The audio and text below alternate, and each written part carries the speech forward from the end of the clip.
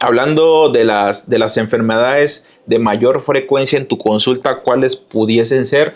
Hablando justamente en el territorio donde estamos, en Tabasco, ¿no? Porque acorde a las zonas van cambiando un poquito, ¿no? Sí, sí, sí. Pues la enfermedad más frecuente, al menos en mi práctica privada, sin duda es el asma, ¿no? Que se debe mucho al clima tropical en el que vivimos, ¿no?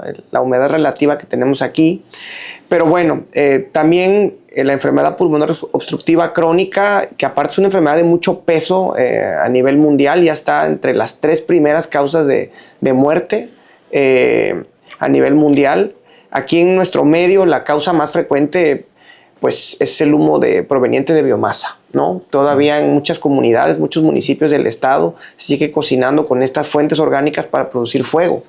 Entonces es muy común, sin duda, mucho más en mujeres mayores de 40 años, aunque también es frecuente ver pacientes con EPOC secundario a tabaco. Pero aquí particularmente en nuestro estado, lo que más vemos es por exposición a humo de leña, ¿sí? Entonces es una enfermedad muy frecuente en la consulta, es una enfermedad que da mucha incapacidad física a los pacientes, que puede minar mucho su calidad de vida.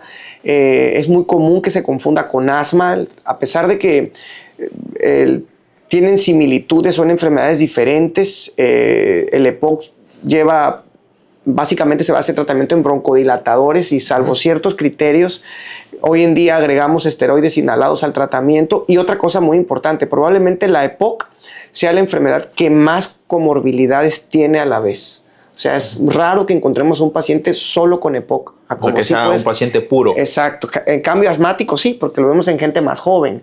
Pero el paciente con EPOC habitualmente tiene comorbilidades cardiovasculares, depresión, ansiedad, osteoporosis, dislipidemias. Digo, por todo el estrés oxidativo que conlleva la enfermedad. Entonces, generalmente es una enfermedad donde nosotros, cuando lo detectamos y lo diagnosticamos, debemos de ver de manera integral al paciente y saber en qué momento derivarlo con las otras especialidades para tratarlo de manera conjunta y no solamente basarnos en la parte respiratoria. O sea, no solo el pulmón. Exacto, es una enfermedad que siempre va a llevar otras comorbilidades con ella. Entonces, pues probablemente sí sea la enfermedad número 1 a la que nosotros nos enfrentamos, pero no por eso quiere decir que sea sencillo tratarla. Entonces, sí es muy importante ver al paciente de manera integral. Con respecto al cáncer de pulmón, pues igual, el cáncer de pulmón es el cáncer más letal a nivel mundial. Hay varios estudios, muchas estadísticas que reportan que si sumamos cuántos adultos mueren de cáncer de mama, en cuanto a mujeres, cervicouterino, cáncer de próstata, cáncer de colon y páncreas, esos 5 mueren menos sumándolos que por cáncer de pulmón. O sea, el cáncer de pulmón, si bien no es el cáncer más frecuente, sí provoca muchísimas muertes.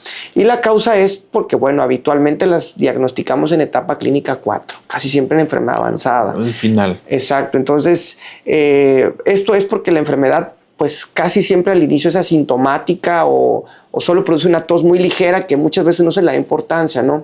Algo que, por ejemplo, yo recomiendo mucho y lo hago mucho en mi práctica privada, pacientes mayores de 40 años, les hacemos un preinterrogatorio antes de la primera consulta y si tienen tos de más de 4 semanas de evolución, le pedimos un tele de tórax para la primera consulta. Y esto la verdad es que me ha llevado sorpresas. He tenido pacientes que llegan por tos de 3, 4 meses y descubrimos que tienen alguna lesión, que amerita biopsia, que amerita algún seguimiento en especial. Entonces, pues sí, sin duda es una enfermedad neoplástica a la cual debemos darle mucha importancia, ¿no? Por el número de personas que mueren, ¿no? Por esta enfermedad. O sea, que realmente el cáncer pulmonar tiene mayor mortalidad por la situación de que su diagnóstico es demasiado tardío, no porque la incidencia sea mayor que las otras enfermedades. Y el problema es que no tenemos un estudio de screening para poder hacer un diagnóstico temprano, ¿no? Cáncer de mama, mastografía, exactamente, ¿no? Cervicouterino, el Papa Nicolau, el próstata, el antígeno prostático y el ultrasonido que no implica radiación, ¿no? Pero acá en pulmón la verdad es de que son muy pocos los marcadores también que existen y inespecíficos. Así básicamente. Y no es como que, o sea, se han hecho muchos estudios haciéndole estudios, por ejemplo, tomografías con radiación en baja dosis a pacientes. Se encontró por ahí en algún estudio que en aquellos pacientes que tuvieran más de 50 años, entre 50 y 74 años, con un índice tabáquico alto, mayor de 30 paquetes año, pues hacerle screening con tomografías simples de baja dosis anual hasta llegar a esa edad. Se vio que esos pacientes sí podían llegar a reducir hasta un 20% la mortalidad por cáncer de pulmón, porque sí se podría llegar a detectar a tiempo. Pacientes que fuman menos, que tienen 20 de índice tabáquico, pero que tienen alguna otra exposición relacionada a cáncer, por ejemplo, exposición a hidrocarburos, radón, etcétera, también ameritan screening con tomografías de baja dosis. Pero sin embargo, fíjate que no es una cultura que tengamos todavía entre médicos realizarlo. Inclusive, yo no me imagino en un hospital público, por ejemplo, donde mándale todo es una protocolario y mandar una orden por una tomografía simple y el radiólogo, ¿cuál es la causa? Pues es que fuma y está ahí. ¿Sí me explico? O sea, no es algo que nos hemos hecho todavía. En la privada, pues es como que más sencillo. Yo suelo pedirle en la primera consulta al paciente, si está dentro de esos factores de riesgo, al menos una tomografía inicial.